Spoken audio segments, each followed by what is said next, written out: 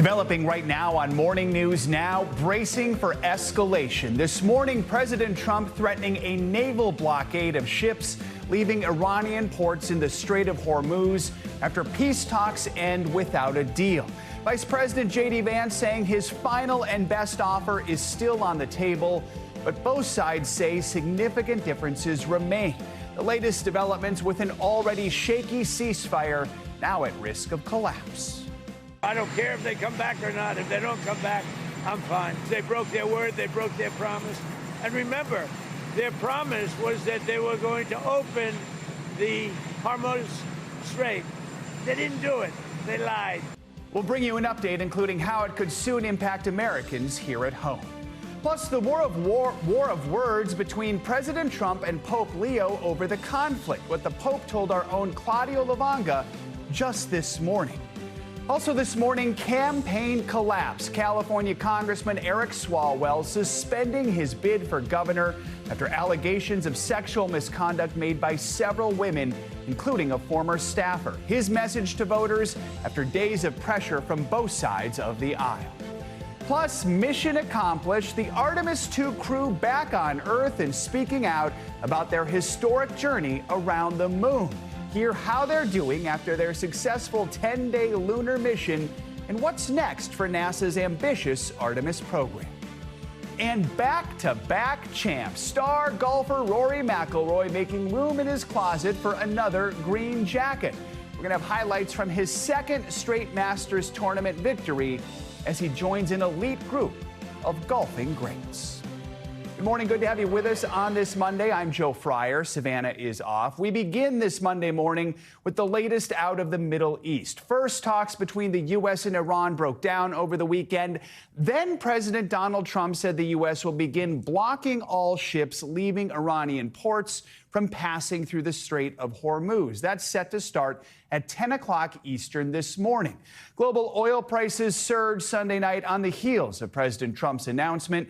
Vice President J.D. Vance led the U.S. delegation at the talks in Pakistan. Both he and Iranian officials said that after 21 hours of negotiations, there were significant differences between the countries.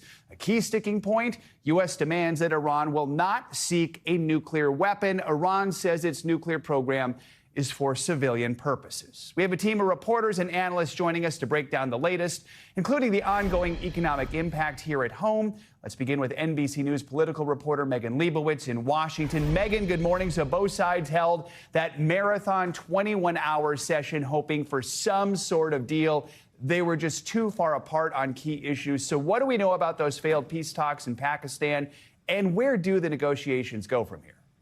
Hey, Joe, good morning. So first of all, those talks were not initially expected to last as long as they ultimately did. A source familiar had told NBC that initially negotiators had gone into it thinking that these would be brief talks to sort of tee up future negotiations, but that ultimately it turned into this 21-hour-long marathon session. So in the aftermath, Vice President J.D. Vance said that the U.S. put forward its best and its final proposal. Now, in terms of the mood of these talks, a U.S. official had characterized the talks as tough, but that said that by the end, there was a friendly and productive exchange of proposals. Now, the official also telling NBC News that it was clear to the U.S. side that Iran did not seem to understand from this official's perspective that there was this core U.S. mission that Iran can never obtain a nuclear weapon. So that was under discussion a lot this past weekend as well. Now, in terms of what this means moving forward, it's really unclear where future negotiations could stand. Now, there's still more than a week left of the ceasefire, so there is still time for both sides to ultimately come back to the table if they so choose to. But that U.S. official also telling NBC News that during those 21-hour-long negotiations, Vice President J.D. Vance probed Iran for vulnerabilities, and now President Trump will test them, according to this official. So all this brings us to where we are today. President Trump now planning to block traffic through the Strait of Hormuz starting this morning. What comes next here? What do we know about how the U.S. is actually going to implement this blockade? Yeah, so this is set to start at 10 a.m. this morning. President Trump laying this out and announcing this yesterday in a post to Truth Social, where he also explained part of his rationale for this, criticizing the fact that Iran has been charging some ships in order to pass through the Strait of Hormuz. He also said in that post, as you can see on the screen, that he has instructed the Navy to track down ships that have paid that toll to Iran, saying in that post, no one who pays an illegal toll will have safe passage on the high seas. Now, President Trump also said yesterday that other countries would help the U.S. with the strait. That remains to be seen. He did not provide more details, and it's something that he said in the past that ultimately has not come to fruition yet. So that's something that we're tracking as well. Also yesterday, he explained a bit more about his rationale in an interview with Fox News. Take a listen to what he had to say. It's called all in and all out. There'll be a time when we'll have them all come in and all come out. But it won't be a percentage. It won't be a friend of yours, like a country that's your ally or a country that's your friend. It's all or nothing.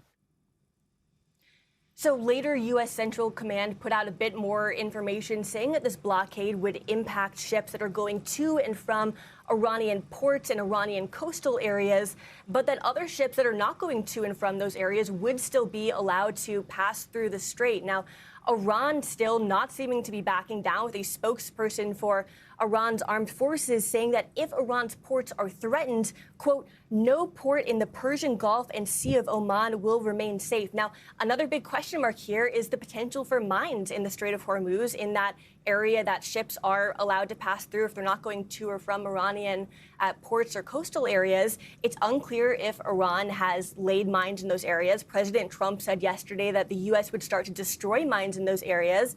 But, you know, it creates a lot of question marks in terms of, will ships ultimately feel safe enough to go through with those threats from Iran and those possibility of mines as well in the Strait, Joe? And another question mark, the price of oil. It surged Sunday night after the president announced this blockade. What is the president saying about sky-high prices Americans are paying at the pump, and what that could mean for the upcoming midterm elections?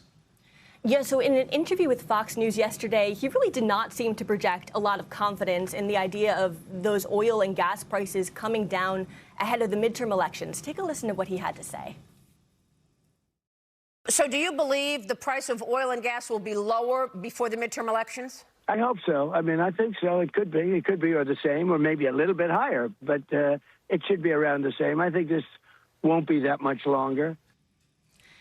Now, the economy is always a top issue for voters, and voters are seeing those higher oil and gas prices, with gas up more than $1 per gallon since the start of the war. And it's unclear when those prices could ultimately come back down, especially considering the fact that they're impacted by the Strait of Hormuz, and the future of ships being able to traffic normally through the Strait of Hormuz remains very much in doubt, Joe. All right, Megan, thank you so much. For more, let's bring in Joel Rubin. He is a former Deputy Assistant Secretary of State and author of The Briefing book on Substack. Joel, good to have you with us again this morning. Let's pick it up right there. What does this blockade mean for just the global economy, including these high oil and gas prices? And are 2 warships enough to even maintain control of all this?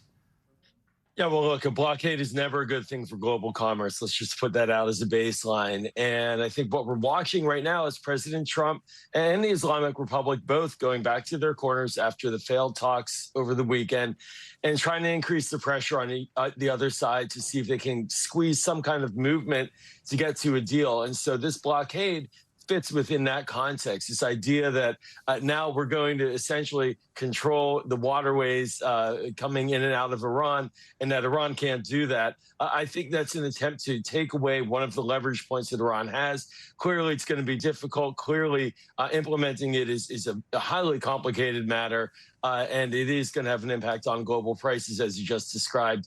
But it's an attempt to tell Iran that they don't have total control of these straits and can't use that solely in these negotiations. So let's talk about the negotiations. We know the U.S.-led delegation led by Vice President Vance. A U.S. official told NBC News it's clear the Iranians didn't really understand the core U.S. objective here. Any deal needed to be anchored by an agreement that Iran never obtain a nuclear weapon. As I mentioned, Iran's always maintained its nuclear program is for civilian purposes. Are you surprised nothing substantial came out of these talks, especially because they lasted 21 hours? Yeah, Joe, I am a bit surprised that they didn't have some type of agreement on a framework or terms of reference for future talks to get at these hard issues like the nuclear issue in particular. I never thought it was realistic to assume that everything would be resolved all at once at the table, but was hoping that there would be some kind of structure organized at these talks so that the technical experts could go forward. But look, the big picture question that you're pointing out is the nuclear question. It's the one that President Trump's been talking about for a very long time, and President Obama as well negotiated on it. And for the Iranians, that's the price, really, to get a change in American policy. Are they willing to cough up their entire nuclear infrastructure or not? Right now, they say they're not. In the foreign policy community, I have to add, there's a big debate about what is permissible inside Iran's hands. My view is, why would they want to keep a nuclear program if just for peaceful purposes when they can obtain much of those resources through other methods? It only attracts American ire and military action, and I don't think it's really showing much military value for them. We have to remember we are still in a temporary ceasefire, as Megan mentioned. Yes. It expires on April 22nd, so a week from Wednesday. There's time. Where do you see the next round of talks going? Well, we're going to have, interestingly, tomorrow, smaller talks between Israel and Lebanon. Crucial ones, though, is that fit, and that'll be in Washington, that fit within the broader talks. We'll see how that progresses. That's another pressure point that is between us and Iran. I think we're going to probably see at least one other attempt to try to extend this ceasefire, maybe get to some parameters, maybe some give to see if it's possible. The ceasefire clearly is a respite that the whole global economy is enjoying, but it's not resolving the core issues. I think we'll see the pressure between both the discussions about the straits and the blockade and the talks tomorrow as part of the next week or so to see if they can be extended and get some real clear terms on how they negotiate a fuller deal. But if not, then we might very well back up in military action. Joel Rubin, good to have you with us. Thank you so much. Appreciate Let's it, bring Joe. in Caleb Silver. He is Investopedia's editor-in-chief and People Inc.'s chief business editor and friend of the show. Caleb, good to have you with us. Tell us what we're seeing in the energy markets. How high could oil prices go if this blockade does take effect? Yeah, we're already seeing them up 7% overnight. You're looking at West Texas Intermediate. That's the oil we use here in the United States. That's up about $104 a barrel. Brent crude, $102 a barrel right now. We had a nice quieting down of oil prices and a little rally in the stock market last week. All that is off right now because these are very uncertain times. This has never happened before. So if the blockade goes on for a while, that means no oil moves through the Strait of Hormuz. Not that any was moving right now. It just means further delays. Expect higher prices, not just for oil, but for all the derivatives, gasoline, jet fuel, fertilizer, everything. Gas prices are certainly on people's mind. We've already seen them go up so substantially over the last few weeks, about $4 a gallon. How quickly would we see an impact at the pump, and how high could that go? Yeah, usually you see about a week or two delay before you see the impact at the pump for higher or lower oil prices. We're starting to see that much more immediate these days because of the uncertainty around where prices will be a month, 2 months out. Remember, oil trades in a futures contract. A lot of people who buy oil buy it for delivery in May, June. Those prices are much lower, but right now they're spiking. You got the national average of about $4.13 a gallon for gasoline. Out in the West, it's about $6 a gallon. But all the other incremental costs that go into higher oil prices, consumers are starting to feel that now. On Friday, we got the March inflation report. We saw 3.3%. That's high, but it was expected because this was the first report that really centered on the war with Iran. But what exactly does that mean? What does it tell us about where inflation is right now? And the Federal Reserve now has to make some tough decisions about what to do. Lower interest rates, that just makes inflation go up even more. So what do they do? That's right. They're meeting in 16 days, 6 hours and 45 minutes. I'm not counting, you're counting, but they're not going to do anything because they don't know how long this is going to last. And you also got last Friday the consumer sentiment read for the last month. The worst it's ever been. I'm talking worse than the pandemic, worse than the great financial crisis. Consumers feel super dour about this because they don't know where prices are going to be. They just assume that this is a baseline and they're going to go higher from here. And they're already seeing it when they go to the gas pump or when they're trying to buy their summer travel, airplane tickets, and seeing baggage fees and everything else go up. With all this in mind, what's it looking like on Wall Street this morning, and really a big week for Wall Street in general, right? Yeah, red. As we go into the week, you have futures trading off about 0.5% 2% across the indexes. Could be worse given the news, but this is a huge week because this is the beginning of earnings season for the last quarter. Companies pulling out their report cards. Earnings are going to look actually pretty good across the boards, except you're going to feel that higher impact of those oil prices on companies, and they'll warn about those higher prices going forward. We'll see how investors react to that. Is this just a strange time right now because there's so many parts of the economy that are healthy and yet the consumers are terrified? What's going on right now? Exactly. You have a lot of profit growth in companies, especially tech companies, but also oil companies who are enjoying these higher oil prices, and consumers were in relatively good shape going into this year, except this notion of higher prices going forward, that causes us to sort of put our hands in our pockets, spend less, and that will slow the economy. All right, Caleb Silver, good to have you with us. Thank you so much. Now, the war in Iran has created another unexpected kind of conflict. Last night, President Trump lashed out at Pope Leo over his criticism of the war with Iran and the president's hardline immigration policies. In a lengthy social media post yesterday, the president spoke out against the pontiff in a series of personal attacks, calling him weak on crime and terrible for foreign policy. The comments come as the Pope arrives in Algeria for the first stop on a 10-day tour of Africa. NBC's Claudio Luvanga is traveling with the Pope. He joins us from Algeria. Claudio, an extraordinary tirade from the president. Tell us about some of the claims he's making about the Pope and where this all just seems to be coming from right now. Hey, Joe, well, I think that President Trump made it very, very clear that he does not like Pope Leo. He even said it in that post. It was a very long post. I'll just give you some highlights. Well, he said that he doesn't want to have a Pope who thinks it's okay for Iran to have a nuclear weapon. He doesn't want a Pope. He says that he thinks that it's bad for the U.S. to have attacked Venezuela when Venezuela was sending drugs and criminals into the U.S. He also even said that if it wasn't for Trump, then Pope Leo wouldn't have been elected in the first place, because he said that they elected him just because he was an American, and they thought that he would be the best man to deal with President Trump. Now, to be fair, Pope Leo never really mentioned Trump when he criticized wars around the world. He only mentioned Trump once when he said that he was hoping that the president was looking for an off-ramp with the war with Iran. But clearly, President Trump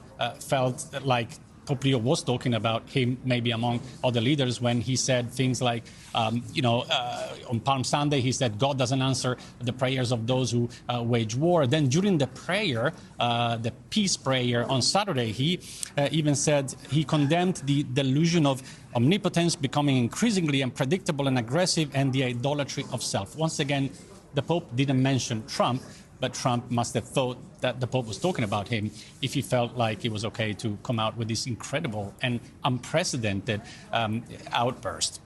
But Claudio, you did get to ask the Pope during the flight to where you're going about President Trump and his response to these comments. How did he respond? Well, that's right. When we travel with the Pope to international flights like this one, to international locations, we get the rare opportunity to ask him direct questions. So when he came at the back of the plane, I did ask him, look, have you seen this post and what do you think about it? Yes, he has seen it, and this is what he answered. Take a listen. I have no fear that neither the Trump administration nor speaking out loudly about the message of the gospel. And that's what I believe I am called to do, what the church is called to do. We're not politicians. We're not looking to make foreign policy, as he calls it, with the same perspective that he might understand it. But I do believe that the message of the gospel, blessed are the peacemakers, is the message that the world needs to hear.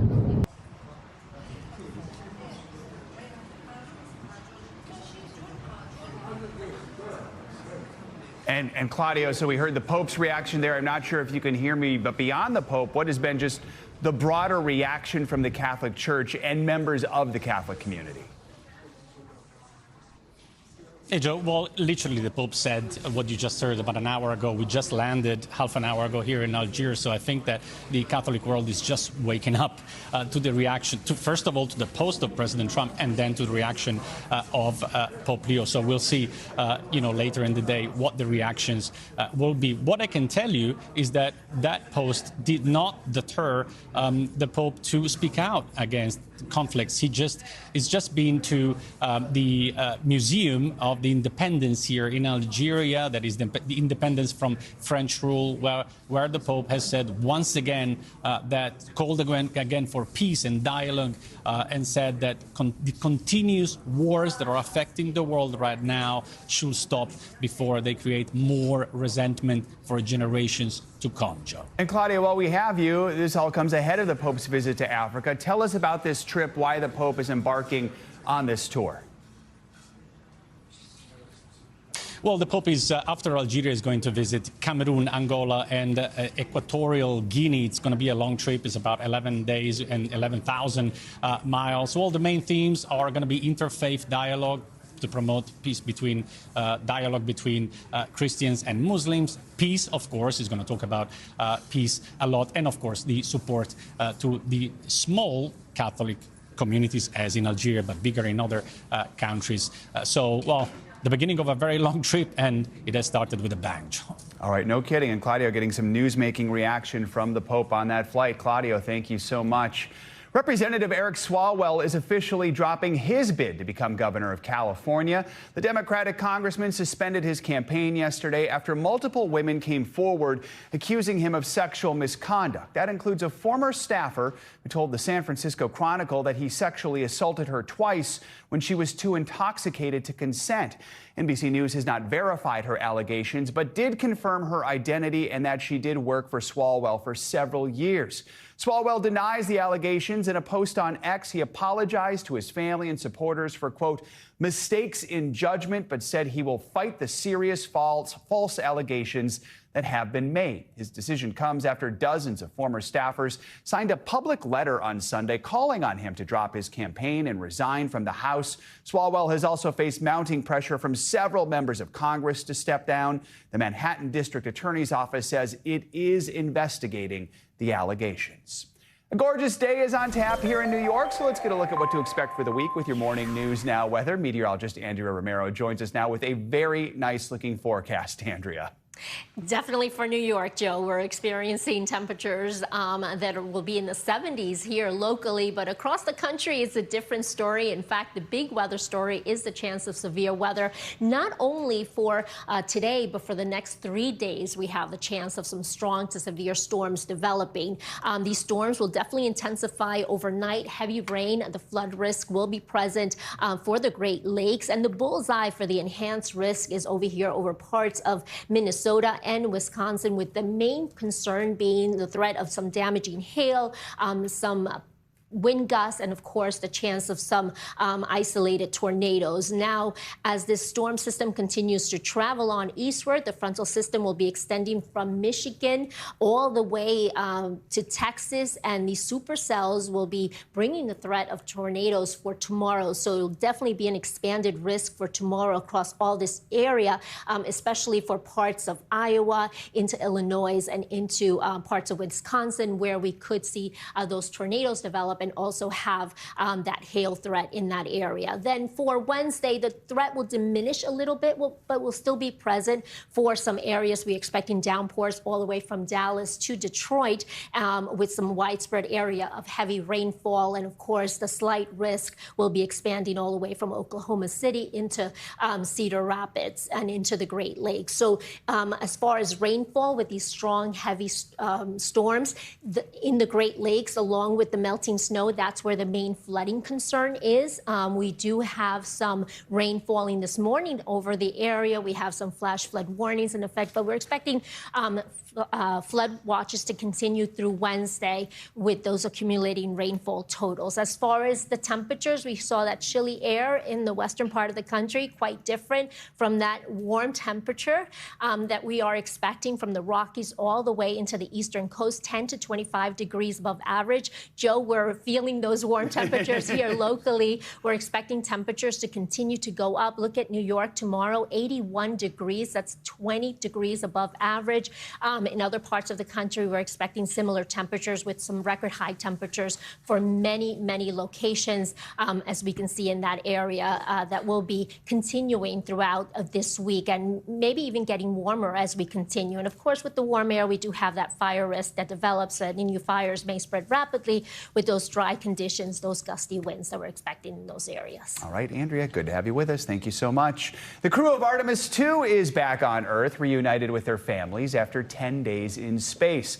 The astronauts spoke publicly for the first time this weekend after that history-making mission around the far side of the moon. NBC News correspondent Valerie Castro has more on their remarkable journey. This morning, mission accomplished. Use integrity. Splashdown, sending post-landing command now. Splashdown confirmed. The astronauts of Artemis II safely back on Earth after a history-making trip around the moon and a Friday splash landing in the Pacific. I have not processed what we just did. The gratitude of seeing what we saw, doing what we did, and being with who I was with, it's too big to just be in one body. The crew, Mission Commander Reed Weissman, pilot Victor Glover, and mission specialists Christina Koch and Jeremy Hansen, going farther in space than any other humans after a 10-day voyage. This is the furthest I've been away from Reed in a long time. The four speaking publicly for the first time since their return to Earth during a ceremony at NASA's Johnson Space Center in Houston on Saturday. Ladies and gentlemen, your Artemis II crew. Weissman still finding the words. I have absolutely no idea what to say. This is 24 hours ago, the Earth was that big out the window and we were doing Mach 39, and here we are back at Ellington at home. This trip capturing never-before-seen images of our constant satellite. Next up, Artemis III, set to launch next year with plans to orbit the Earth while testing lunar landing equipment. And in 2028, Artemis IV, the vessel that will carry a team back to the surface of the moon. This is the start of a new era of human space exploration. These space explorers breaking new barriers while remembering there's no place like home. Being 200,000 plus miles away from home, like before you launch, it feels like it's the greatest dream on Earth. And when you're out there, you just want to get back to your families and your friends. Our thanks to Valerie for that report. By the way, NASA expected to announce the crew for Artemis III soon. Much more to come here on Morning News Now. Later this hour, new developments in the mysterious disappearance of a woman. Her husband says she fell overboard during a sail in the Bahamas. The critical deadline now set for this evening. Up first, a landmark loss overseas. Hungary Prime Minister and Trump ally Viktor Orban ousted by voters in a landslide. More on that election and reaction from around the world next. Stay with us. We are back with an election upset in Europe that is sending political shockwaves across the continent. Hungary's far-right nationalist leader, Viktor Orban, was defeated in an election yesterday. This brings to an end his 16 years in office. Orban was heavily backed by the Trump administration, but he lost to his center-right rival, Peter Magyar, in a landslide. It's a result that could have major implications for the European Union and the Ukraine war. NBC News international correspondent Molly Hunter joins us now with more on this. So, Molly, Orban was embraced by the far right globally, including here in America. Well, critics say under his leadership, Hungary is no longer considered a full democracy. He conceded last night following a pretty resounding defeat. What's he saying? What's been the reaction in Hungary? Yeah, Joe, resounding defeat is definitely an understatement. It was a landslide, as you said. Now, he did concede last night with about 98% of the votes in. It was a very short speech, but he said the results were, quote, clear. Now, Joe, this was a dirty campaign, both sides kind of hurling insults, leaking sensitive information about the other. But it was a landslide, as you say, the kind of victory that could mean real change could come to that country. Now, the reaction from voters, we've been watching kind of all the agency, all the local TV feeds come in overnight, and people were out partying into the wee hours last night. Of course, the majority of voters voted for Peter Magyar, who were celebrating. And most of the voters who were interviewed that we listened to said that their vote was driven by Hungary's relationship with Russia. For further proof this morning, Joe, the currency in Hungary surged this morning to a 4-year high against the euro. So good news for a lot of Hungarians this morning. So, Molly, I mean, what do we know about the incoming Prime Minister, Peter Magyar? I mean, he's not a liberal. He leads a center-right party. So what could this mean for the EU? What could it mean for the Ukraine war? Yeah, a real reality check, I think, for people around the world who are celebrating this or looking at the headlines with some relief. He is a staunch conservative. He was part of Orban's party for many, many years. But what he has said is that he will restore checks and balances. He will restore democratic systems that were eroded over the last 16 years. And the most important thing that is ringing through European capitals this morning, he has said that he will approach the EU with an outstretched hand. Now, in Brussels, a massive sigh of relief. We have heard from Ursula von der Leyen, of course, the president of the European Commission this morning, Joe, and she says a country reclaims its European path. The union grows stronger, and it is not just a symbolic win. It is a real practical win for EU member states, Joe. A lot of major decisions require all 27 member states to sign off. Orban has basically wielded a veto, and so there's a lot of kind of hopefulness that actually Peter Magyar may actually kind of become more involved and be more open to some of the member state bloc's decisions. Molly, it's no secret the Trump administration backed Orban. Just last week, Vice President Vance visited the country, expressed his support for Orban. So what's been the reaction from the Trump administration? Yeah, Joe, it was an extraordinary move to see Vice President J.D. Vance in Hungary and Budapest last week during the Iran war, stumping for Viktor Orban. Now, we have not gotten an official response from the administration. It's no secret that both the Kremlin and the Trump administration saw Orban as an ideological ally, and they have for many, many years. But Trump dodged a question last night. I imagine that they will be asked about it. Members of the administration will be asked about it again today, Joe. No doubt. All right, Molly, thank you so much. Authorities in the Bahamas are deciding today if they will charge a Michigan man over the disappearance of his wife, or by law, set him free. He claims she fell overboard during an evening sail. NBC's Jesse Kirsch has more on the unfolding mystery. Brian Hooker, the man arrested in connection with his wife Lynette's disappearance at sea, must be charged by Monday night, or Bahamian police will have to set him free. That's according to his attorney, who says investigators appear to be eyeing a possible murder charge. They told him the investigation was in relation to causing harm, which led to the death of his wife. Did they give you any hints? Did the questions tip their hand at all? It didn't really, because we are uncertain at this point if anybody was recovered. If you have not located the person, how can you say that harm was caused to the person? And if you have not discovered a body, how can you say whether or not foul play was involved, which led to death? Hooker's attorney says he denies all wrongdoing. He says his wife fell from the couple's small dinghy in rough weather. In an interview with Fox News, a man who works at a boatyard in Marsh Harbor says he talked with Brian Hooker when he made it to land. The man said Hooker did not seem suspicious and appeared more exhausted than anything else. He was asking for water. He wanted water to drink. Meanwhile, authorities have spent the last week searching for Lynette Hooker. This is where Brian Hooker's attorney says he's being held by police who have not given us a fresh comment for days. All right, Jesse, thank you so much. More developing news now.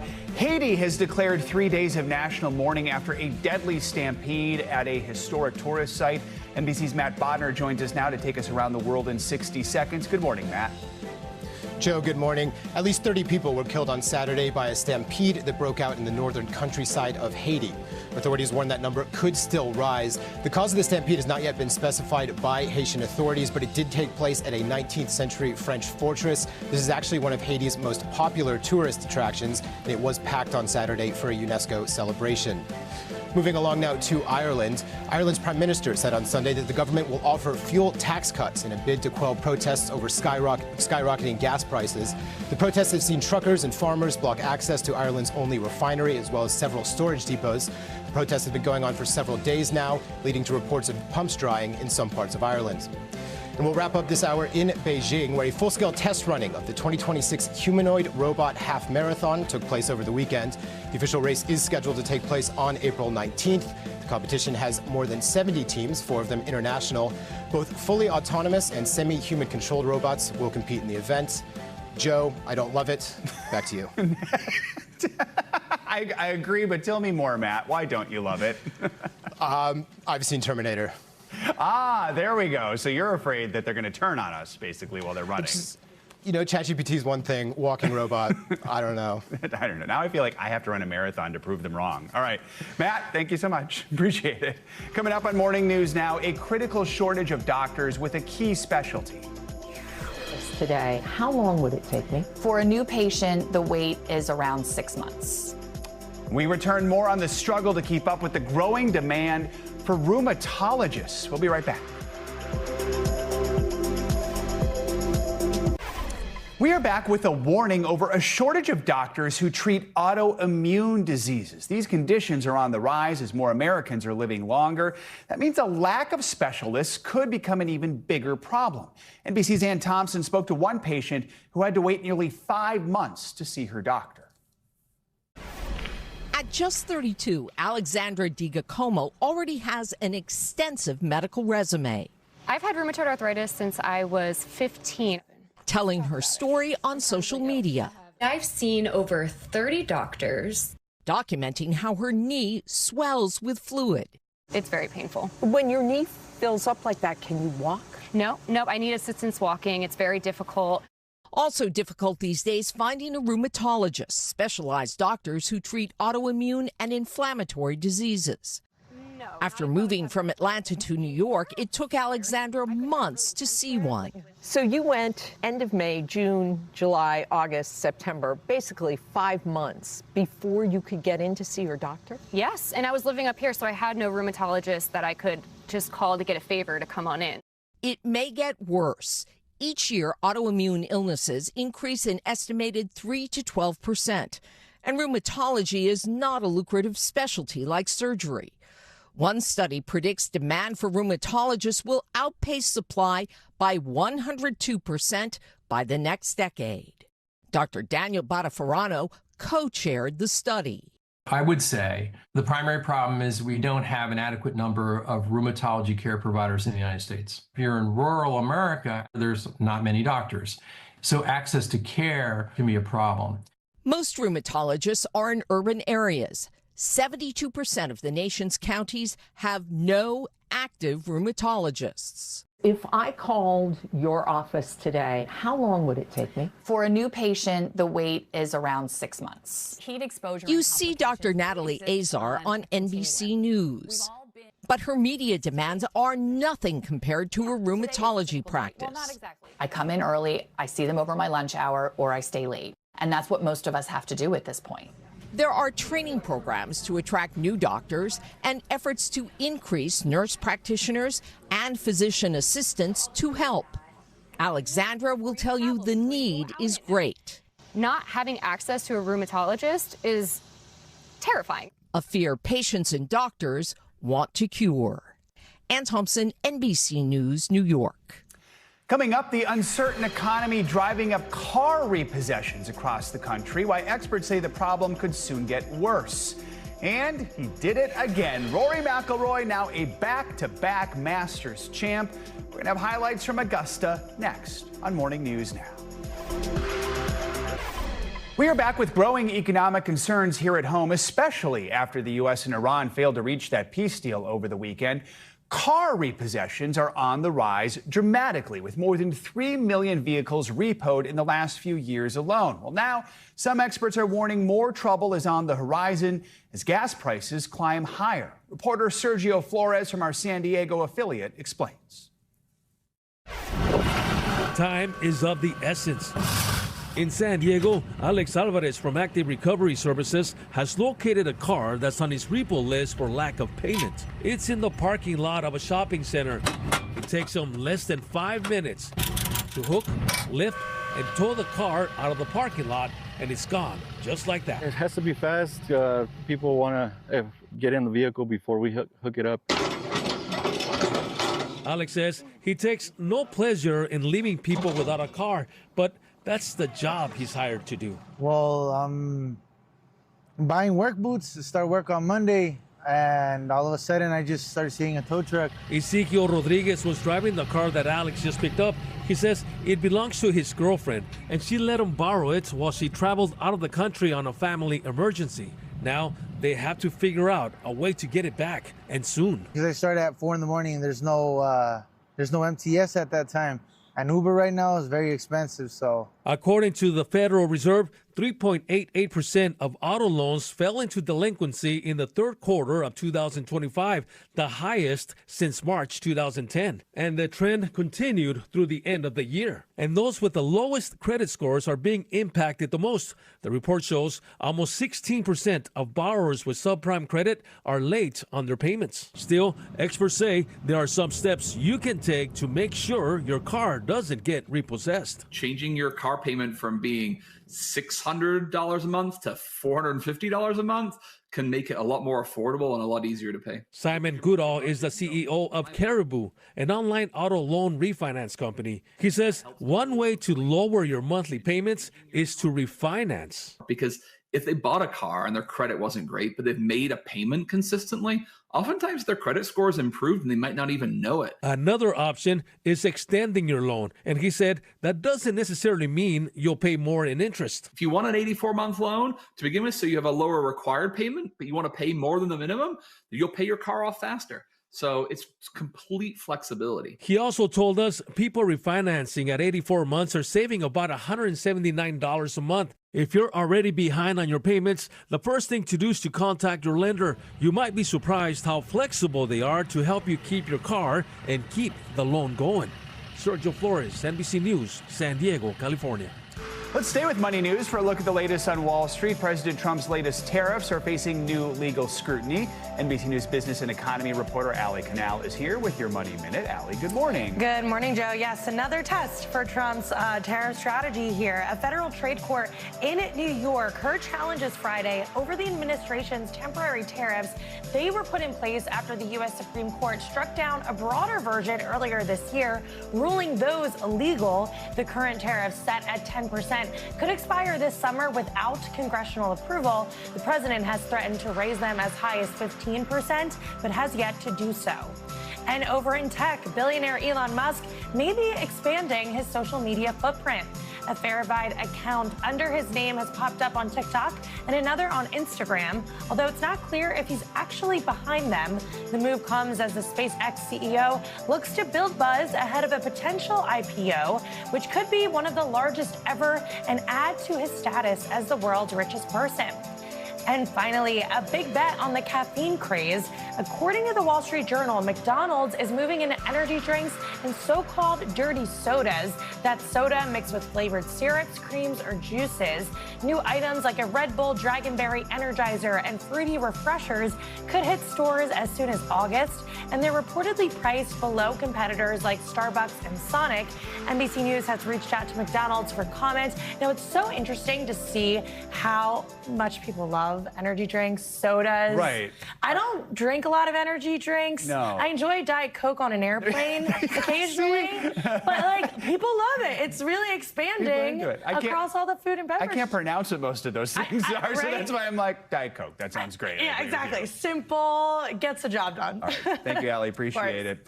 Golf's grandest tournament ended in a nail-biter and an encore win for Rory McIlroy. He picked up his second green jacket in a row yesterday at Augusta. It was a roller coaster. He had a 6-shot lead after the second round, then fell apart, entering the final round tied for the lead. In the end, with a strong showing Sunday, he edged out Scottie Scheffler by a single stroke. McIlroy is only the fourth golfer in history to win back-to-back Masters. He joins a truly impressive list: Jack Nicklaus, Nick Faldo, and of course, Tiger Woods, the last player to pull it off 25 years ago. Let's bring in Rohan Nadkarni. He's a sports reporter for NBC News. He's been all over the Masters for us. Rohan, good morning. Good to have you with us. It's an understatement to say McIlroy started off strong early in the tournament. That 6-shot lead after 36 holes. That's a record. Then he collapsed, weathered through that rough third round, all before coming back on day 4 to win it all. Just how impressive was that final round to watch as a fan and someone who covers golf? I mean, it was incredibly impressive. I would say everyone was kind of, waiting with bated breath. Is this going to be another Rory meltdown? You could feel the stories already being written. Was last year a fluke? Is the real Rory showing up again? Then he comes through with just an incredible stretch between holes 8 and 13, 3 birdies, gives himself that cushion. It really felt like he was playing with confidence. almost adding to his own narrative with that disastrous third round to come back and say, no, I really can still win this thing. It's like he felt like he had to say it. You say another Rory meltdown. How big were the concerns he could have blown the biggest lead in Masters history, and how would that have compared to 2011 and 2018 when he lost at Augusta? I mean, there were legitimate concerns, and not just because of the way Rory was playing, but was the way the course was playing. It was really fast.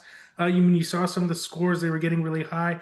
You had guys on his heels like Justin Rose, who's been the runner-up in this tournament multiple times. Scotty Scheffler, who's obviously, a great golfer in his own right, played a bogey-free weekend. So it wasn't only what Rory was doing, but what the rest of the field was doing. And it would have been tough. I mean, in 2011, he kind of falters on the back nine.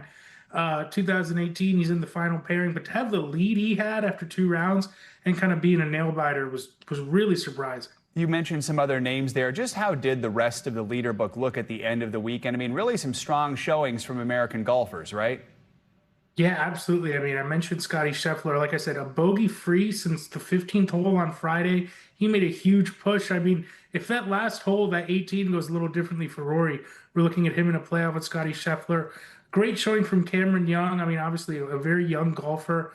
No pun intended. He came on strong. Justin Rose was fantastic. I mean, he was back-to-back birdies. He looked like he was going to maybe win this thing outright until he faded a bit on the back nine there. But a really strong showing. I mean, it was really close going down the stretch. Finally, we have to ask you about Sergio Garcia, who picked up a code of conduct warning. He was actually called out by Augusta National's newly appointed chairman of the competition committee. Walk us through what happened there. Yeah, Sergio Garcia just really let his frustrations get the best of him. He hits a bad shot, starts smashing up the tee box, and he, smashes his driver against the cooler. Wasn't able to use his driver the rest of the day because he broke it, smashing it in frustration. Just really surprising from someone who's won this tournament before, obviously been on the tour for such a long time, and let his frustrations get the best of him like that. Wasn't very chatty with it about it with the media afterwards, as you can imagine. He wasn't very happy about it. So, as a champion, he's got a lot of privileges at Augusta, and just very surprising to see that level of frustration from him. Yeah, maybe the media didn't want to get too deep into asking him questions in the mood he was in right there. Our executive producer, Sean Reese, has an observation here. I want to get your thoughts on it. He thinks that if you repeat as the champion instead of getting a second green jacket, it seems to make more sense to get a pair of green pants. Your thoughts? I'm all for the idea of getting them completely greened out. Maybe if he wins a third time, he gets a green hat. I like the branding potential for Augusta. I like where his head's at. It's an opportunity. I'm always pro merch. See, there we go. That's what we want. We want the suit, we want the socks, we want the hat, 3-peat, 4-peat, whatever it takes. Rohan, good to have you with us. Thank you so much. We appreciate it. Coming up on Morning News Now, more than 8 decades of service guided by faith. She's 103. Amazing lady. When we come back, we'll introduce you to an organist who's been playing in churches since World War II and has no plans to quit anytime soon. Stay with us. Welcome back. Let's end the hour with a story out of Minnesota that hits all the right notes. You're about to meet Mary Conklin. At her age, it's amazing she even shows up to church every Sunday, yet alone finds a way to light up her community. My friend, reporter Boyd Hoopert from our Minneapolis affiliate KARE 11 introduces us to Mary. Sunday morning in Winnebago means good morning. Mary Conklin won't be the last to First Presbyterian Church. I always get here early. Early to get a good seat, but not the one in the aisle. I'm in my place. The seat in which she's stayed a while. She's 103. Amazing lady. Corning, Iowa, class of 1940, after which Mary, the budding pianist, was drafted. Europe had been in this terrible war. Drafted into the Sunday service when World War II caused the relocation of her town's other organists. At age 18. I was the only organist for Protestant churches in town. She's been playing at churches ever since. Her current gig opened 6 years ago when Mary Jean Miller decided it was time to retire from the organ. I'm 79. Which is when Mary got the job at 97. I wasn't surprised. Diana Conklin. Not at all. Mary's daughter wasn't. Nor was anyone else. She leads our Bible study once a month. She volunteers at the church thrift shop. And when the church choir director went south for winter, at 102, she was our fill-in choir director. Pastor Jill Emery Palm Sunday can hear from her office Mary practicing to an empty church 3 days a week, 2 hours a day. At 103, you might think she'd have it down. But in truth, I just love to play. If I get started, I don't want to quit. Doesn't want to quit. I'm very proud of her. So, why should she? I don't have this feeling of ending. Why give up? Please be seated. The best seat in the house of worship. 104's coming pretty fast. Thanks to Boyd Huppert for that incredible story. That's going to do it for this hour of Morning News Now. Stick with us. The news continues right now.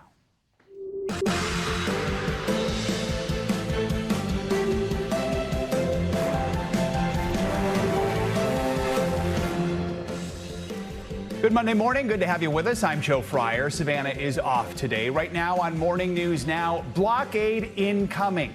President Trump says the U.S. will block all ships entering or leaving the Strait of Hormuz.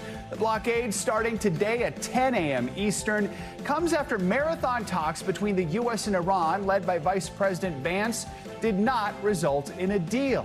The announcement causing oil and gas prices to spike overnight as Iran accuses the U.S. of piracy. We have all the latest reaction more than 6 weeks since the conflict began. Plus, out of the running, Congressman Eric Swalwell quitting the race for California governor. His decision following days of pressure from allies after accusations of sexual misconduct surfaced. More ahead on the fallout from the West Coast to Capitol Hill. Fast approaching, the deadline to file your taxes now just 2 days away. There's good news this year for people expecting to get a refund. We'll tell you how much you could get back. Plus, we'll share some tips on how you can use that refund toward a dream purchase. And later this hour, still the master. Rory McIlroy becomes just the fourth golfer ever to win back-to-back Masters tournaments. We're going to bring you the highlights on what became a nail-biter of a final round at Augusta National. PGA star fighting to hold off the competition. Let's begin this hour with the latest developments in that fragile ceasefire deal with Iran after failed peace talks in Pakistan this weekend. President Trump says the U.S. will begin blocking all ships leaving Iranian ports from passing through that critical Strait of Hormuz beginning at 10 o'clock Eastern this morning. NBC News chief foreign correspondent Richard Engel joins us now from Tel Aviv, Israel, with all the details. Richard, good morning.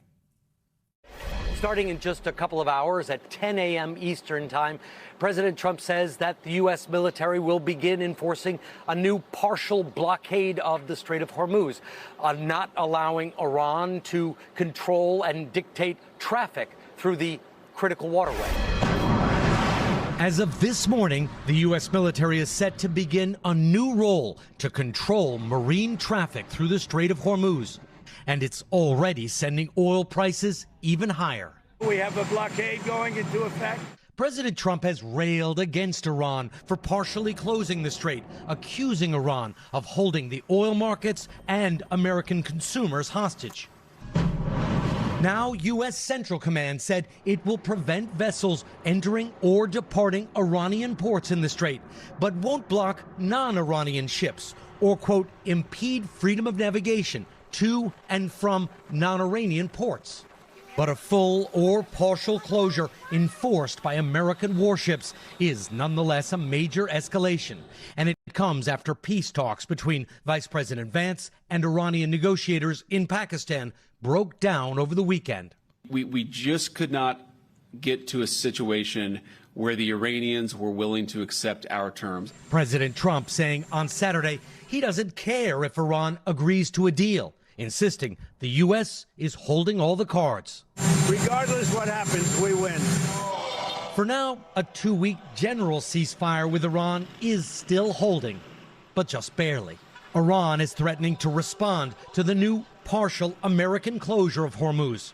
Without providing specifics, the top Iranian negotiator said Iran will respond and Americans will soon be nostalgic for $4 and $5 a gallon gas. And Israel is also continuing to pummel Lebanon, which Iran insists violates the ceasefire. Israeli Prime Minister Benjamin Netanyahu visited Israeli troops inside Lebanon over the weekend, saying the war there is not over. Israel is intensely bombing what it calls targets linked to the militant group Hezbollah, killing hundreds since the general ceasefire was announced last week. And now, U.S. intelligence reports suggest that China will soon be providing Iran with new air defense systems, according to an official familiar with the matter. President Trump said he doesn't think that will happen, but said if it does, he'll impose 50% tariffs on China. All right, Richard, thank you. Let's dig deeper into the new U.S. blockade with NBC News military analyst, retired Colonel Steve Warren. He's a former Pentagon spokesperson. Colonel, always good to have you with us. I mean, start by telling us what you think happens when this blockade officially takes effect. What does it look like? Sure. I think the best way to look at this up front, or the way I look at this, really is a blockade of Iran as opposed to a blockade or a closure of the straits. So what it looks like is probably a dozen or more U.S. warships patrolling the seas in and around the strait and in and off the coast of Iran. It will also require fairly significant air power overhead, right? Watching, looking, and listening. So we'll gather intelligence through our air power. We'll relay that intelligence to the ships that are patrolling the area, and those ships will then interdict, or which is just a fancy word for intercept, I guess, any ships that's going to or coming from an Iranian port. Richard called this a major escalation. It's also just a major military operation. I mean, does the U.S. have enough warships and other forces in the region to successfully carry it out? Joe, you hit the nail on the head. It is a major operation. A blockade is a difficult, complex, and highly resource-intensive operation. We certainly have the capability to do that in the immediate term, and in the short term, I think no problem. If this blockade is going to last a long time, and by a long time I mean more than several months, there will have to be reinforcements. We can't do it with just the ships we have on location now. We'll need more ships, rotate the old ones out, let some of those sailors get some rest. Let's talk about the stakes of a scenario, say a superpower like China, which does import most of its oil from Iran. They're trying to pass. Has the Trump administration given any indication the U.S. would be prepared to seize or damage a ship like that? I mean, what could happen in that type of scenario? Well, the administration has declared this a blockade, which is a very specific military term. And that does mean ultimately that the blockading force, the United States, is prepared to disable any ship that tries to run or break through that blockade. So just by the fact that they use the word blockade as opposed to other terms like quarantine, etc., the fact that they use blockade indicates they are prepared to use force to enforce this blockade. So in the case of a Chinese vessel or perhaps a Russian vessel attempting to go through, that would be a high stakes moment.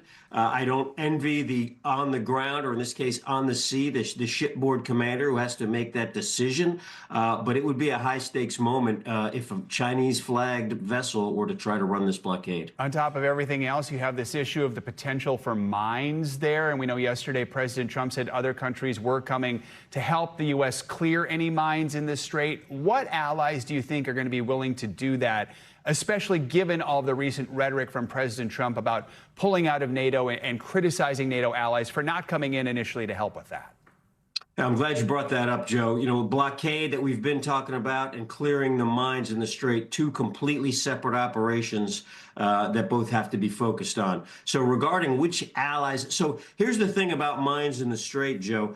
It's in almost every nation's interest to get those mines out of there. So sometimes we have to separate emotion from interest. There's been a lot of, hot rhetoric and name calling, et cetera, between the United States and some of our European allies. But at the end of the day, it is in Europe's interest. It is in Asia's interest. It's in really everyone's interest to get mines out of that strait. So I think ultimately, once calmer heads begin to prevail, emotions settle down a little bit, I believe that our allies, our treaty allies, and our partners around the world will find it to be in their interest to help clear those mines out of there. So hard to tell which ones. I would expect the Europeans will ultimately participate in some sort of clearing operation. We'll wait to see what the Gulf nations do, but I think it's in everyone's interest to get those mines out of there. Colonel Steve Warren, as always, good to have you with us. Thank you.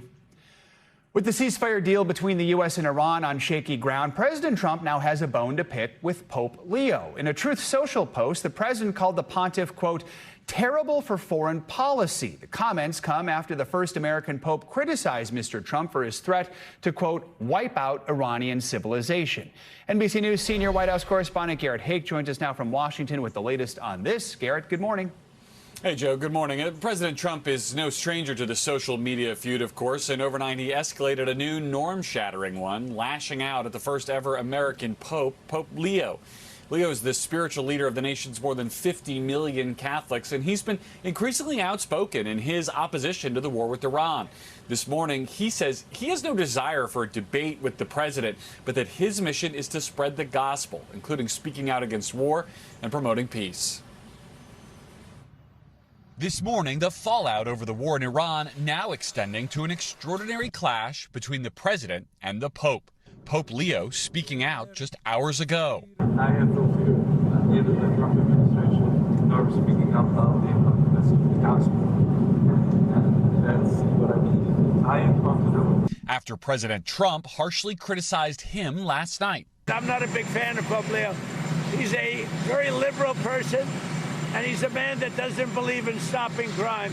He's a man that doesn't think that we should be toying with a country that wants a nuclear weapon. Earlier on Sunday, the president, in a long post online, calling Leo, quote, terrible for foreign policy, saying, quote, I don't want a pope who criticizes the president of the United States because I'm doing exactly what I was elected to do. Claiming the church only elected Leo, quote, because he was an American, and they thought that would be the best way to deal with President Donald J. Trump. The president also posting this AI-generated religious imagery of himself. Tension has been rising between the White House and the Pope, who's become increasingly outspoken in recent months, particularly critical of the president's immigration policies and the war with Iran. Last week, calling for citizens to push for peace. To contact the authorities, political leaders, congressmen, to ask them, tell them to work for peace and to reject war. On 60 Minutes last night, before the president's posts,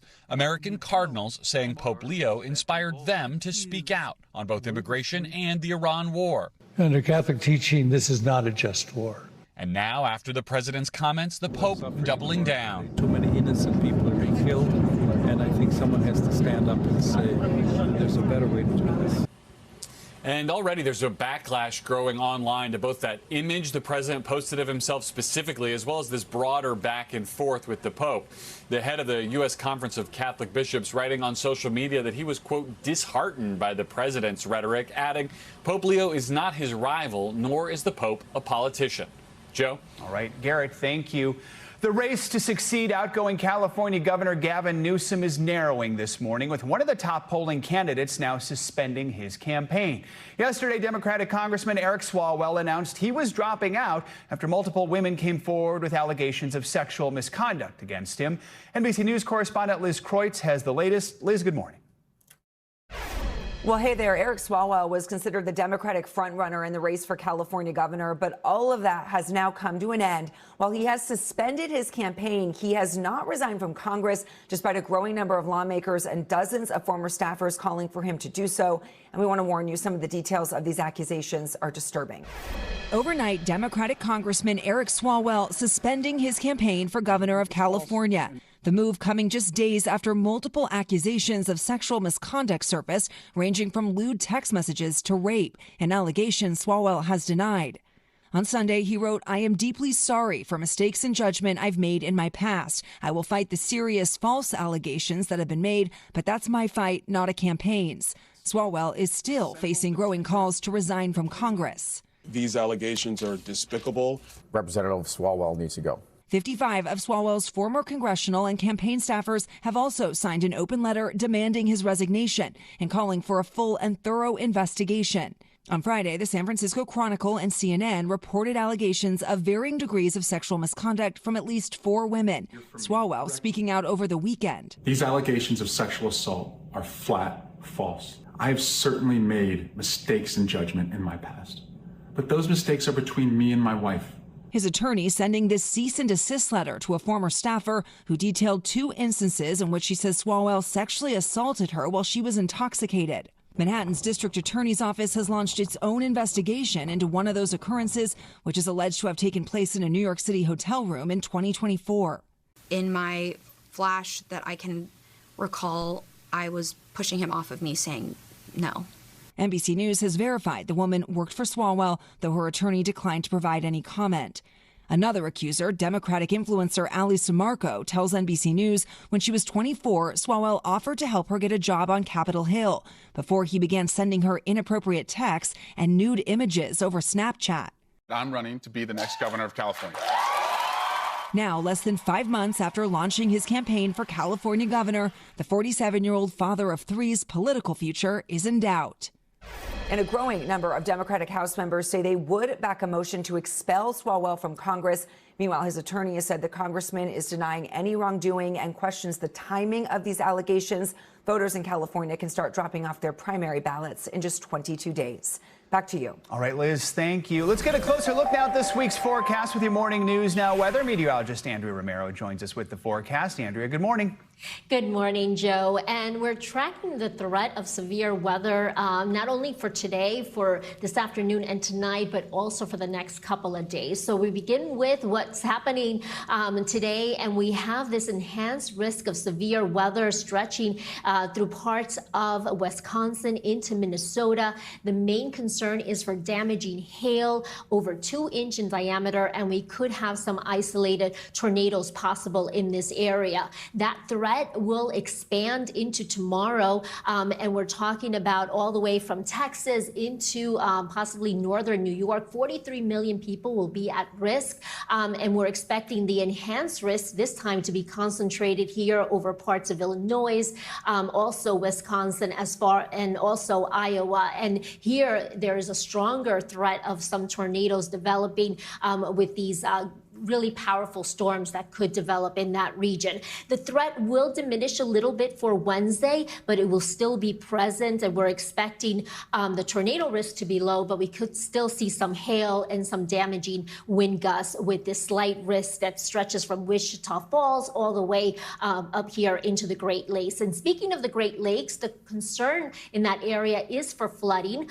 We have some rainfall today, and we're expecting more rainfall in the next couple of days. So we have this flood watch up that will continue through midweek, and we're talking about rainfall amounts of over 2 inches, and of course that combined with the melting snow is leading to the all this flood concern in the area. Now, as far as temperatures, it's staying chilly out west over in parts of California, but that summer warmth is extending into the Rockies all the way into the eastern coast, where we're dealing with 10 to 25 degrees above average temperatures that will continue to warm up throughout this week. Tomorrow will be in the 80s in the northeast, and we're expecting even some 90s, the first time we might see 90s in some areas. So we will be challenging some of those record high temperatures all the way from the Appalachians into parts of the northeast, where we could be looking at temperatures way above average for the next couple of days. And we do have that fire risk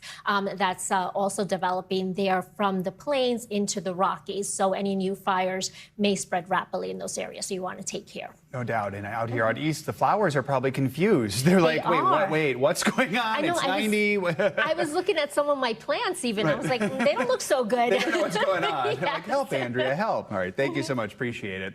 The crew of Artemis II is back home after after a history-making lap around the moon. Their Orion capsule splashed down in the Pacific last Friday. Now NASA already looking ahead to what is next. NBC News senior correspondent Tom Costello joins us with the very latest. Tom, good morning. Yeah, good morning. So we had a chance to hear from the 4 crew members this weekend. All of them are healthy, their spirits riding high after that record-setting mission that's given all of them and many of us here on Earth a new perspective while helping to usher in this new era of space travel. Mission complete for the 4 astronauts of NASA's Artemis II flight to the moon and back. Use integrity, splashdown, sending post-landing command now. Their Orion capsule splashing down off the coast of San Diego Friday evening after a 700,000-mile journey that included the first humans to set eyes on the full far side of the moon and a spectacular 53-minute solar eclipse. Commander Reed Weissman, pilot Victor Glover, and mission specialists Christina Cook and Jeremy Hansen still wrapping their heads around the experience. I have not processed what we just did, and I'm afraid to start even trying.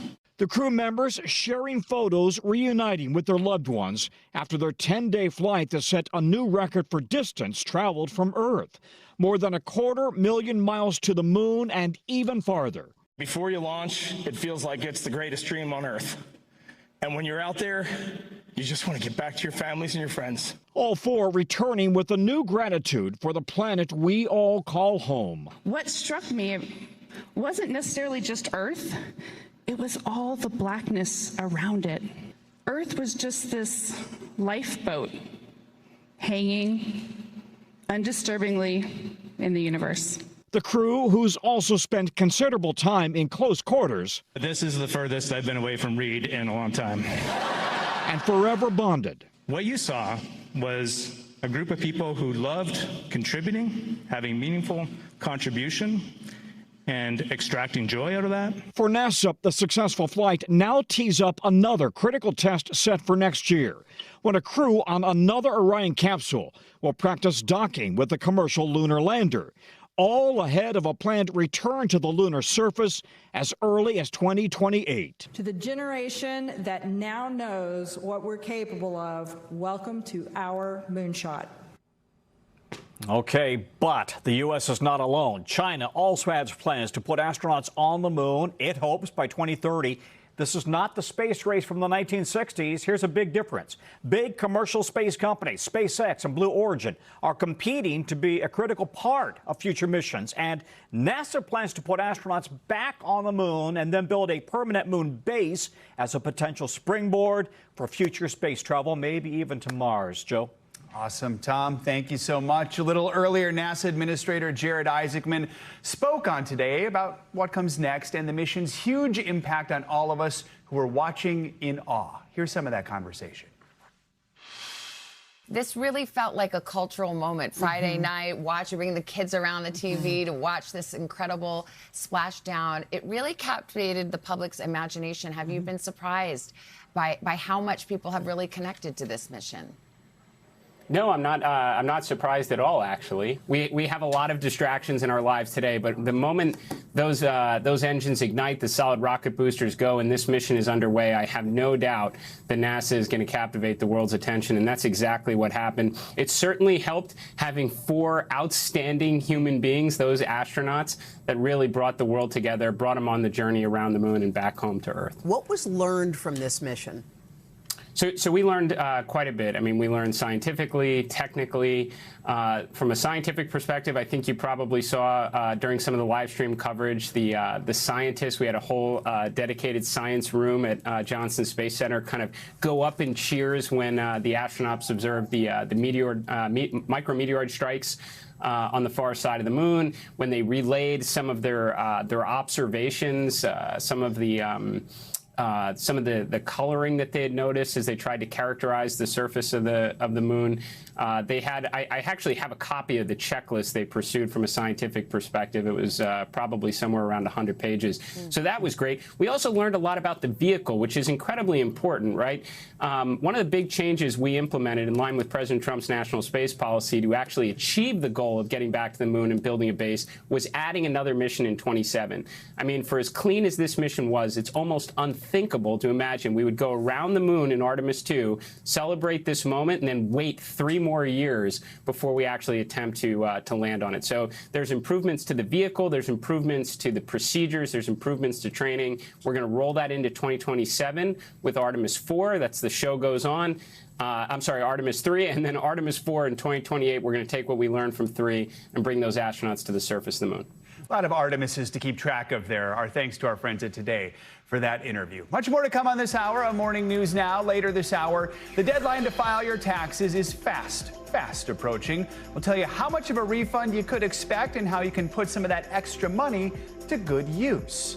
Up first, though, mystery at sea. Today, we could find out if a man will be charged in the disappearance of his wife while on vacation in the Bahamas. The latest on that investigation next.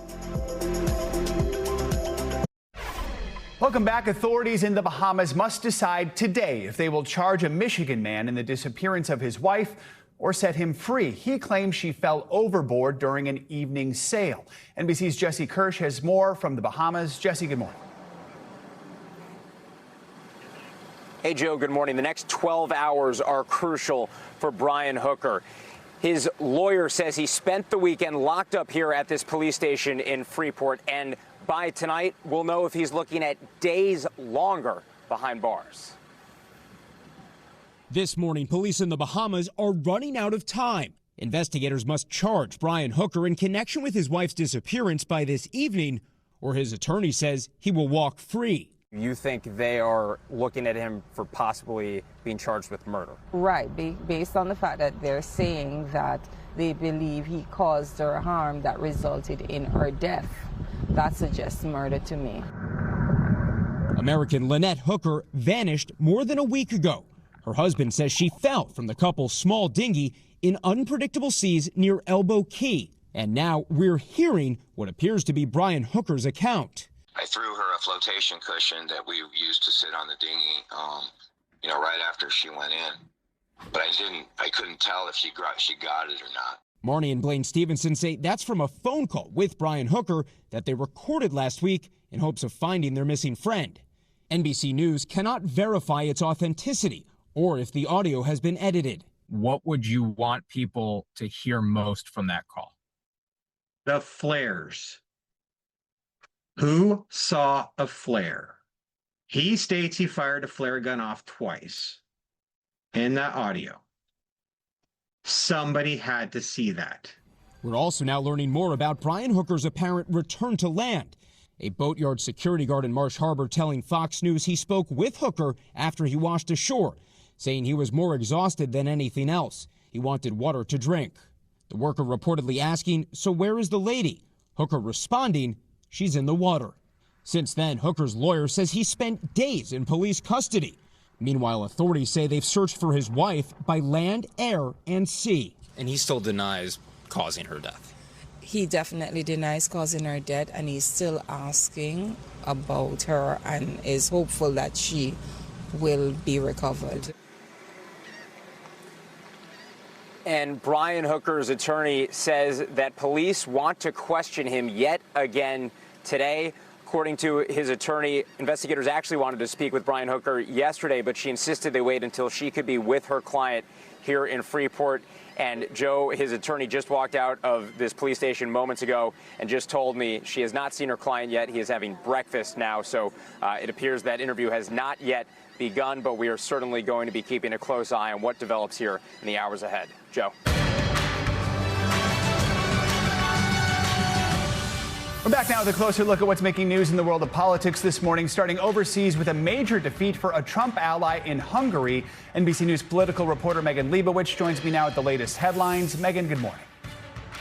Hey, Joe, good morning. Yeah, let's kick things off in Hungary, where Prime Minister Viktor Orban conceded defeat, topping off his 16 years in power after the center-right party was projected to win the parliamentary election yesterday. Now, this comes just days after Vice President J.D. Vance traveled to Hungary to boost Orban, who's an ally of the Trump administration. Vance had urged Hungarians to go to the polls and to stand with the prime minister. Now, Orban has also been supported by Russian President Vladimir Putin. Yesterday, Orban told reporters that the election result was clear and painful. Next, let's go to Cuba, where Cuban President Miguel Diaz-Canel said in an interview on Meet the Press that there wasn't a justification for the U.S. to launch military aggression against the island. Last month, President Trump said that Cuba would fall soon. The Cuban president said in last week's interview that an invasion of Cuba would have costs. He said, if an invasion happens, there would be fighting and a struggle, and, quote, if we need to die, we'll die because, as our national anthem says, dying for the homeland is to live. Finally, let's look ahead to the 2028 presidential election. Former Vice President Kamala Harris confirmed that she might run for president again, saying at the National Action Network conference on Friday that she was thinking about it. Now, she's teased the possibility of running again before, but these were her most direct comments so far on whether she might actually throw her hat into the ring again. Harris said at the conference that the status quo was not working, and she said that she knows what the job requires because of her time serving as vice president. And that's a look at what's making news in politics this morning. Joe? All right, Megan, thank you so much. Now, despite the ceasefire, the war in Iran is starting to have wide-reaching economic effects here at home. Now, some farmers say it's putting a major strain on their crops in the current harvest season. NBC News correspondent Maggie Vespa breaks down how all that could eventually impact your grocery bill. Across America's heartland, farmers in the crucial spring planting season already fear a fall harvest in the red, potentially losing money thanks in part to a war thousands of miles away. I'm not a very political person, but everything affects our prices, it seems like, in one way or another. You're not a very political person, but politics is impacting. Oh, definitely. You. Yeah. Mm-hmm. Fourth-generation corn and soybean farmer Rod Bushmeyer's family has worked this rural Illinois land for more than a century. Rising input costs have long been a fact of life. Bushmeyer says his costs for things like seeds, machinery, and fuel were up 40% in the 5 years after the pandemic. Now, another 30% in just the last year. This is the machine that spreads the fertilizer. Yeah, in the last month, since the U.S. and Israel started bombing Iran and the crucial shipping artery that is the Strait of Hormuz all but closed, fertilizer and diesel fuel prices soaring. A lot of farmers buy fertilizer bit by bit. Rod only secured 60% before prices jumped. He'll need to buy the rest in the next couple months. That higher price has to hurt. It does. Even amid the ceasefire, fertilizer prices are still sky high. Rod says his local dealer is warning him even if the strait reopens, it could take months for the market to stabilize. A lot of the damage is already done. Right. The going rate for the crops they're selling can also feel a bit like a roller coaster. And now Rod's son Bryce says there's another factor. You see President Trump post a tweet about meeting with a foreign leader, and it makes the market jump 50 cents, could be up or down. So it seems so emotional. For most Americans, when headlines about farmers fielding higher prices emerge, one question comes to mind. What about the cost of food? Do you see this having an impact? Absolutely. It's going to affect things. Pam Polyak's Wisconsin-based company represents another layer in America's food infrastructure. Trucking. Over the last month plus, fueling her 30 trucks has cost her an extra $5,000 per week. The money's coming from somewhere. Unfortunately, the shippers aren't going to want to eat it, and trucking companies can't afford to absorb it. It's just that simple. To be clear, the latest inflation report for March shows food prices rose 2.7% over the last year. That's far lower than the post-pandemic spike we saw. But with energy prices up almost 11% from last year and gas up even more, there's growing concern the consumer will eat the cost. Back on the farm, Rod's working alongside his granddaughter, Reese. He hopes the sixth generation to take charge here. But he says this family farm lost money last year, with tariffs contributing to those higher input costs. You're looking at this year, potentially the same thing happening. Yeah, you can only do that so many years. Global uncertainty striking American soil. Maggie Vespa, NBC News. Welcome back. Hopefully this is not news to you, but we are just 2 days away from the deadline to file your taxes, so it's about time to get those returns in or request an extension if you haven't done so already. For some people, though, the refunds are already rolling in, and IRS data shows on average they are a bit heftier than last year. So what should you do with that extra money? Let's bring in NBC News senior business correspondent Christine Romans to break it all down for us. So first of all, let's start with what we're seeing. How big are the refunds this year? Who seems to be benefiting the most from these changes we've seen in the past? And are you all done? Yours are filed? I'm done. I filed, and I actually Done finished and mine dusted. in February. Okay. But yeah, they're all I set to go. like that Yeah. kind of overachieving. Look, $3,400 is the typical refund so far, and that's up about 11%. So that shows you that whether you're a homeowner, a senior, a parent, you're getting more money back this year. If you work and you get overtime and tips, there are some benefits there for those as well. So that's why the refund is higher this year, especially for those homeowners. That salt tax, state and local tax deduction. If you know, you know. Right. And it used to be $10,000. Now it's $40,000. So a lot of people are getting that. And if you had a kid in the last year, there are these new investment accounts. It's a free $1,000. So file form 4547 to get your free $1,000. So a lot of different tax changes that went into law last year that will mean a higher refund this year. All right, so you get that money, you've got it now, it's come in through a direct deposit, or they mail you that old-fashioned check. What are some of the best tips for what to do with the extra cash? The first thing you want to do is you want to fund your flexibility account. People call it an emergency fund. I feel like that sounds so negative. You want to have some flexibility, so you need to have about at least 3 months of your fixed expenses stashed away in a high-yield savings account. And if you don't know how much money that is, find your number, make a spreadsheet of what you're spending, what you're getting every month, and just figure out what you need to have in there. Put it in a high-yield savings account. So number one, make sure that you're padding your emergency fund. Okay, so say you do that, and you still have a little bit of extra money left. What are some of the best advice to do with that? You want to get rid of the high-interest debt, especially high-interest credit card debt. It is just a killer on your budget. And there are a couple different ways to do it. There's the snowball method, meaning you take the smallest credit card or smallest little high-interest debt, you pay that off first, and then you go on from there. The avalanche method is you take the highest interest debt, you pay that off, and that's how you make the most money, or you save the most money by prioritizing that higher interest debt. Sometimes people like to say, oh, I want to pay some principal on my mortgage. If your mortgage is 4%, 5%, 6%, it doesn't make sense to put money against that if you've got 20, 25% debt someplace else. Okay, so that stuff's no fun. It's important, but it's no fun. So now say, do you want to boost your savings, or maybe you do want to put it towards something kind of special for yourself or a bigger purchase? What should you do? I mean, put a little bit away in retirement. Doesn't have to be a lot.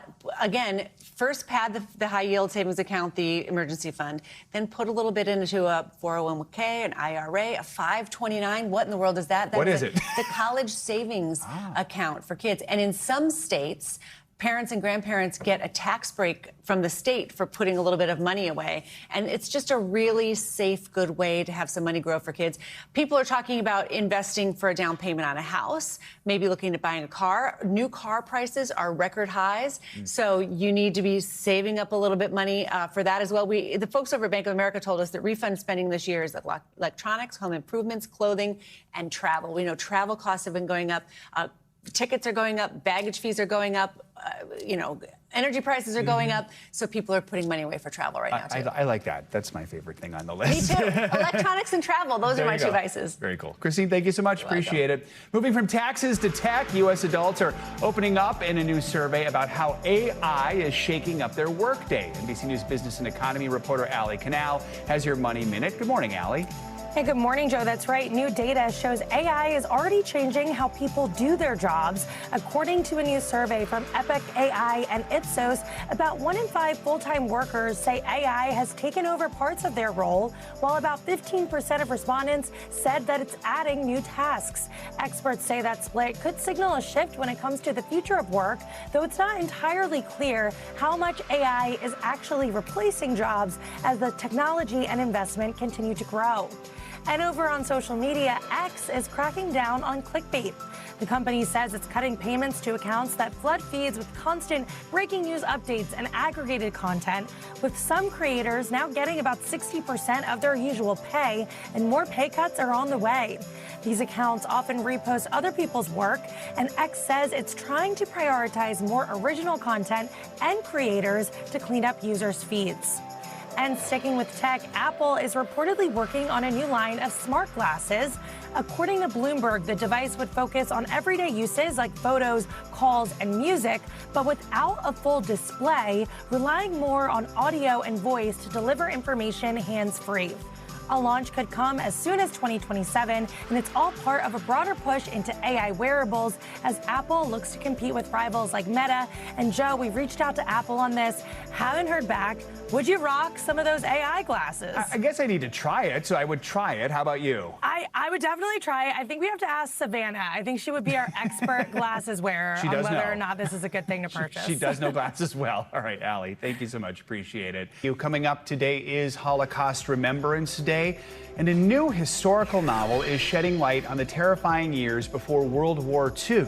So when we come back, we're going to talk with the book's author, whose own family was among those impacted by the Holocaust. That is next.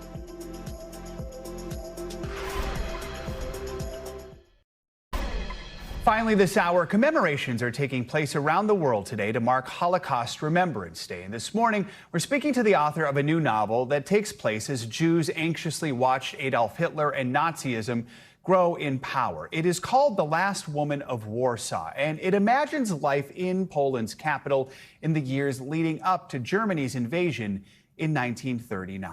Judy Battalion is the author. She joins us now live. Judy, it is so good to have you with us here. So this is, to be clear, historical fiction. It tells the story of two very different young women in the 1930s.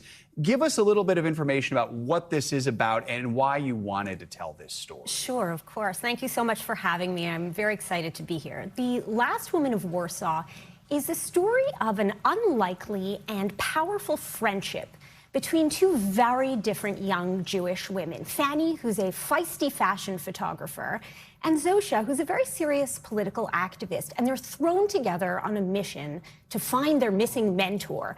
And all of this is set in a dazzling, sophisticated, and fashionable Warsaw in 1938. And then things change. Things change. I came to this book why I wanted to write it. So my last book actually is called The Light of Days, and that was a nonfiction book, the true story of young Jewish women and teenage girls who fought the Nazis from within the ghettos in Poland. They ran underground soup kitchens and printing presses and schools, and they blew up Nazi supply trains and flung Molotov cocktails during ghetto uprisings. They were audacious and bold and smart and stylish. And as I was writing that book, I began to wonder what kind of world had created them. What was the 1930s like? What was it like in Poland at that time? And that's what led to my research on The Last Woman of Warsaw. You mentioned The Light of Days. It was a New York Times bestseller. It won the National Jewish Book Award and optioned by Steven Spielberg for a motion picture. What did that mean to you to have that experience? Well, obviously, very exciting and very meaningful. And fingers crossed, one day we can see these stories on screen. Tell us about just what life in Poland was like for Jews at that time that surprised you while you were doing research for all this work that you've been doing. Yeah, exactly. So I think I had a preconceived notion that pre-war Warsaw or Poland was drab, rubble, gray. Polish Jewry was, I don't know, like Fiddler on the Roof, a bit backwater, shtetl, very religious. And that was wrong. That was all wrong. Life in Poland, Jewish life, was diverse, and Warsaw itself was a cultural hub. Nightclubs with revolving dance floors, theater, cabaret, vaudeville. There were 180 Jewish newspapers and magazines published in Warsaw in the 1930s. It was a capital of fashion. It was actually called the Paris of the North. Huh. And I found I did a lot of photographic research, and I found photographs of fashion shows set in hotels, at the boating club. There was an art and fashion cafe. We have less than a minute here, but I know it's important to talk about the fact that your grandparents are Holocaust survivors. So this is personal for you. How has that shaped all of the work and all of the writing that you've done? This is my third book, and all my work has been about the Holocaust.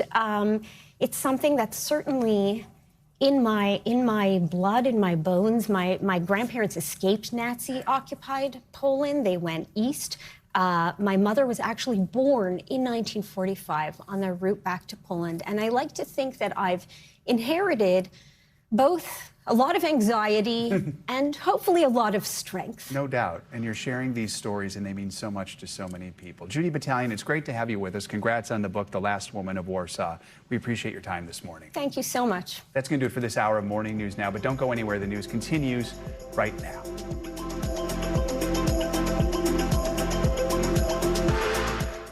We thank you for watching, and remember, stay updated on breaking news and top stories on the NBC News app or watch live on our YouTube channel.